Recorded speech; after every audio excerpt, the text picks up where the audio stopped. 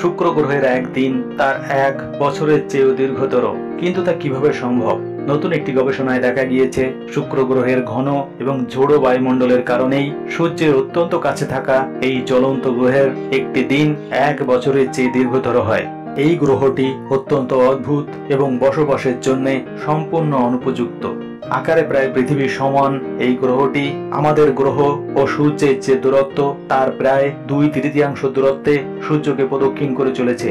Carbon die oxide এবং sulphuric অ্যাসিডের ঘন ও বিষাক্ত বায়ুমণ্ডলে ঢাকা এই গ্রহটি একটি চলমান গ্রিন হাউস।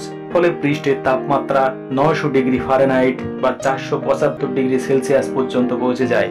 এবং এই গ্রহটি সম্পর্কিত আরো একটি অদ্ভুত বিষয় হলো শুক্র গ্রহ সূর্যের চারপাশে তার কক্ষপথ পৃথিবীর 225 দিনে সম্পন্ন করলেও তার নিজের অক্ষের চারপাশে ঘুরে আসতে 243 দিন সময় লেগে যায়।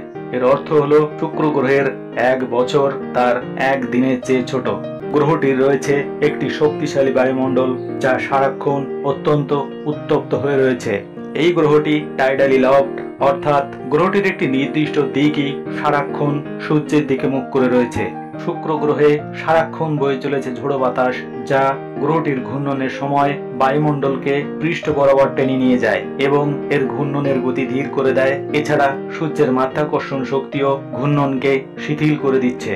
ফলে গ্রহটি তার নিজের অক্ষে একবার আবর্তন করে আসতে, অর্থাৎ একটা দিন সম্পন্ন করতে 243 দিন লেগে যাচ্ছে।